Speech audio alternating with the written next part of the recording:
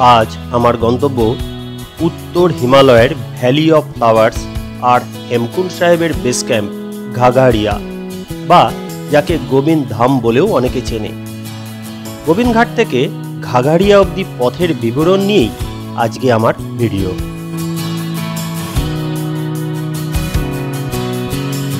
এর আগের দুটি ভিডিওতে আমরা দেখেছি কিভাবে হরিদ্বার হয়ে ঘোর বর্ষার মধ্যে পৌঁছে গিয়েছিলাম বদ্রীনাথ।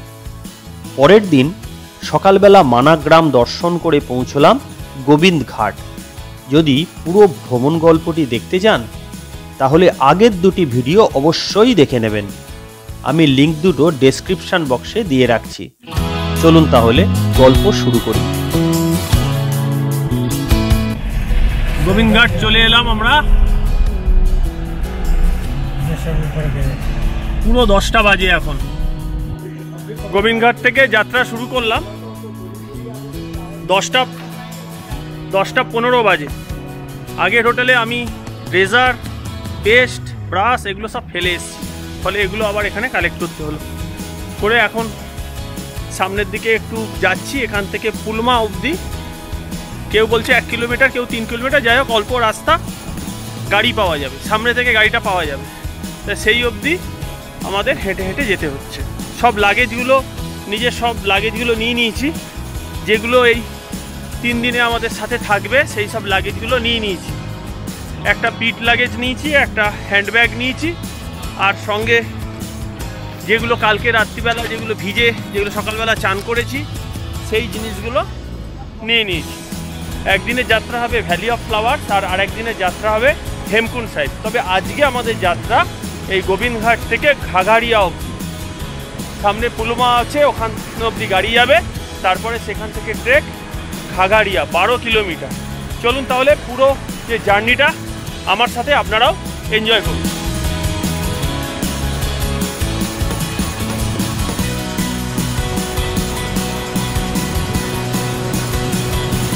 ওইখানে সামনে যে গাড়িগুলো দাঁড়িয়ে আছে ওইগুলোই যাবে পুলনা অবধি। একটা ছোট্ট মার্কেট আছে এখানে, মার্কেট পেরিয়ে আমরা আগের দিকে যাচ্ছি। সামনে একটা ব্রিজ আছে, তার আগে থেকে গাড়ি ছাড়ে। অলকানন্দা নদীর ওপরে এই পুল।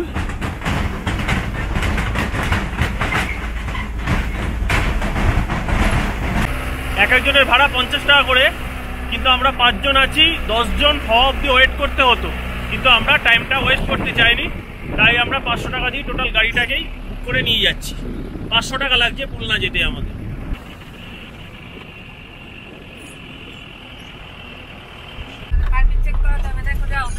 পুলনায় চলে এলাম আমরা। এখানে পারমিট চেক হবে এই সামনে এখানে। চলুন যাওয়া যাক তাহলে। ये दोनों भाई हमारे टोटल जो लगेज है एक जाएगा। अच्छा, एक ही जाएगा। विक्रम ना आपका नाम है? विशाल। विशाल, अच्छा विशाल। अमित लाठी নিয়ে নিয়েছে, আমিও লাঠি নিয়ে নিয়েছি। সবাই আমরা এগিয়ে যাচ্ছি। এখন লাগেজ দিয়ে দিয়েছি একজনকে 1900 টাকার বিনিময়ে। খুবই সস্তা হয়েছে, সবাই মিলেই একটু হালকা চালে চলতে পারবো।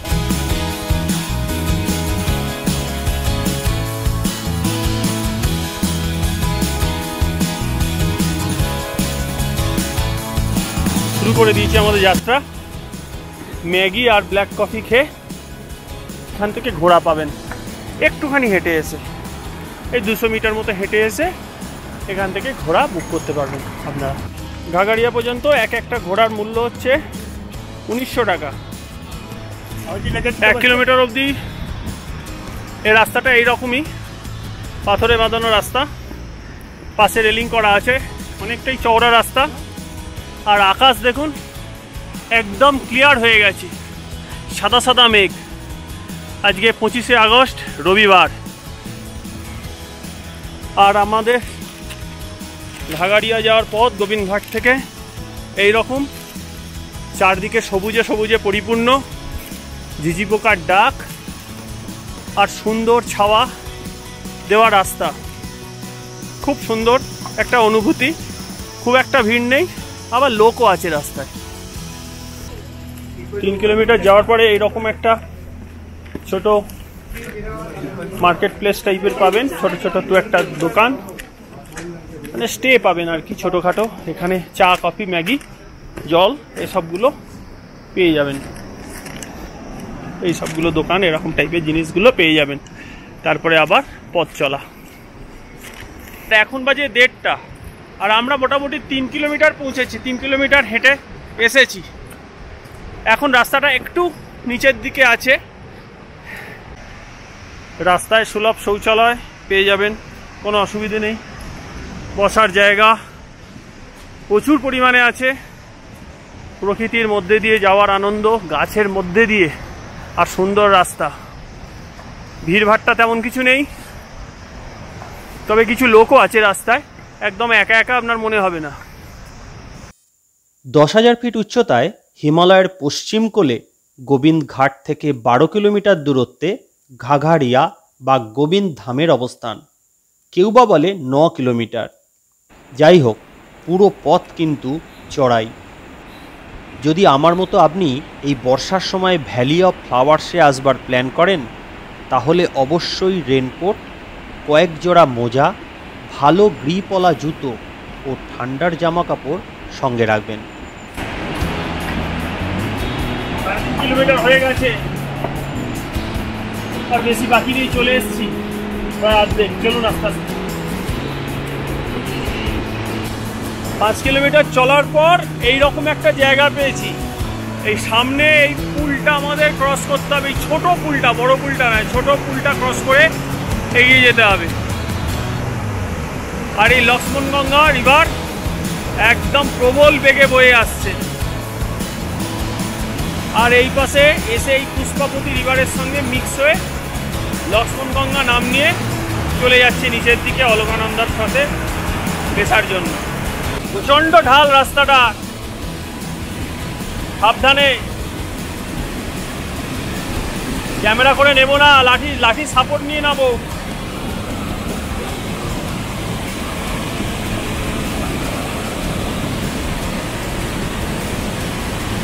প্রচণ্ড ঢাল রাস্তা আর মাটি।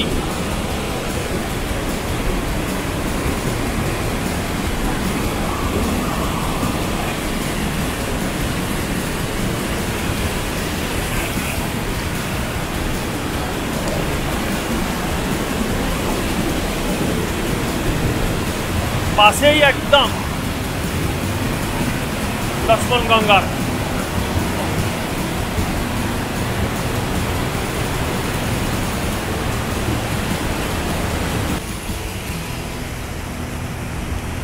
এই পুলটা খুব বিপজ্জনক পুল, তারই নোটিফিকেশন এখানে দেওয়া আছে। এই পুলের ওপরে দাঁড়াতে নিষেধ করছে এবং একজন একজন করে যেতে বলছে পুলের ওপর দিয়ে।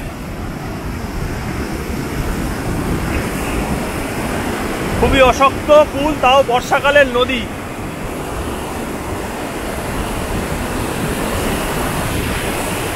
বাপ রে বাপ, দেখুন খালি জল উড়িয়ে নিয়ে যাবে যেন মনে হচ্ছে একদম।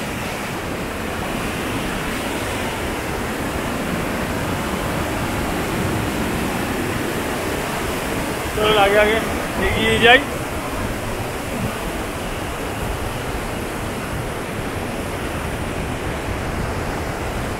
চলে এসছি সামনের রাস্তাটা, প্রচন্ড চড়াই আর একদম বাজে রাস্তা, পুরো পাথরের রাস্তা, ওপর দিকে উঠে গেছে। বাপ রে বাপ, খুব কষ্ট এই রাস্তায় যাওয়া। এখনো আরো 2 ঘন্টা বাকি, আর রাস্তা এইরকম ঘোড়া চলে একদম, মানে কি অবস্থা রাস্তার, বাপ রে বাপ। তো সাধারণ মানুষের পক্ষে অনুপযুক্ত, প্রচন্ড চড়াই।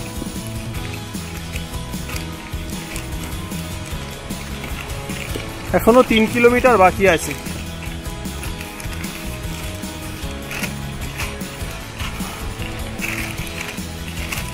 ব্রিজ পেরোনোর পরে রাস্তা আরো খারাপ হয়ে গেছে। আবার রাস্তার মাঝখানে বৃষ্টি নেমেছে, রেনকোট পরে নিয়েছি, এই যে রেনকোট পরে যাচ্ছি, এখন বৃষ্টি পড়ছে। ভিডিও আর বেশি করতে পারছি না, দেখি বৃষ্টি কমলে আবার ক্যামেরা বার করব। এখন 5:10 বাজে আর আমাদের এখনো যেতে 2 কিলোমিটার বাকি, কিন্তু বৃষ্টি তো থামার নাম করছে না।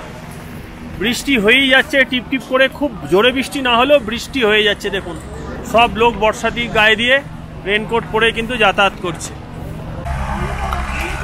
এই হেলিপ্যাড এসে গেছে, হেলিকপ্টার ল্যান্ড করলো এইমাত্র। এই সামনে এটা প্লেন ল্যান্ড, আর খুব একটা চড়াই উতরাই বলছে নেই। ঘাগাড়িয়া আমরা এসে গেছি, প্রায় এসে গেছি, পুরোটা এসে না গেল প্রায় এসে গেছি। চলুন আগে যাওয়া যাক। এখন 6:30 বাজে, হেলিকপ্টারটা আবার উঠছে, উড়ে আবার চলে যাবে নিজের গন্তব্যে।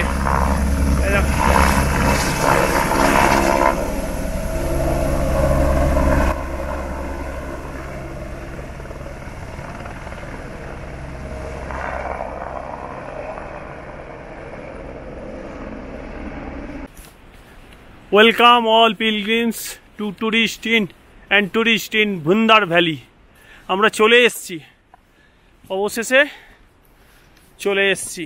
আমাদের আগে যারা পার্টনার অমিত ফমিত গেছে, ওরা হোটেল প্রিয়াতে উঠেছে। আমাদের দেখতে হবে হোটেল প্রিয়াটা কোথায় আছে, এই সামনেই হবে। আর এখন বাজে কটা বাজে? 7টা বলে দিচ্ছি,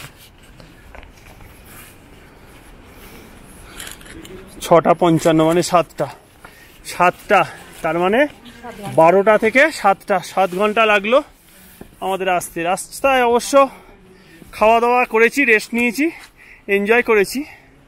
এনজয় করতে করতে এসছি। ছবি দেখা যাচ্ছে না, রুমে যাব, ফ্রেশ হব, তারপরে রাতের খাওয়ার ব্যবস্থা করতে হবে। চলুন তাহলে রুমে যাই। ঘাগাড়িয়া, ভুন্দার ভ্যালি, পুলিশ চৌকিও আছে এখানে। হোটেল নন্দ পার্বতী, অনেক হোটেলই আছে। আমাদের হোটেল প্রিয়া, হোটেল প্রিয়া কাহা হ্যাঁ? এই ঘাগাড়িয়ার অল্টিটিউড হচ্ছে 3049 মিটার, তার মানে 10,000 ফিটের ওপরে। ট্রেকার্স হোম ঘাগাড়িয়া। হোটেল হিমালয়ান হলিডেজ আছে, খাওয়া দাওয়ার হোটেল টোটেলের ব্যবস্থা আছে, পিৎজা সবই পাওয়া যায়, সব ভেজ মেনু অবশ্যই। এই হোটেল প্রিয়া পেয়ে গেছি সামনে। প্রিয়া হোটেলে এসে উঠলাম, এখানে বসে এখন শুরুতেই এরকম পাকোড়া পেয়ে গেছি, চা গরম গরম। এটা খাই, ঠান্ডা যে খুব আছে তা বলবো না, মোটামুটি 22-23 ডিগ্রি টেম্পারেচার আছে। এটা খাই, তারপরে গিয়ে রুম আপনাদের দেখাচ্ছি কেমন রুমে আমরা থাকবো আজকে। 2nd ফ্লোরে আমাদের রুম, আর রুমটা হচ্ছে ডবল বেড রুমটা দেখাচ্ছি আপনাদের, খুব ছোট্টর ওপর, কাঠের, ওয়েল ফার্নিশড।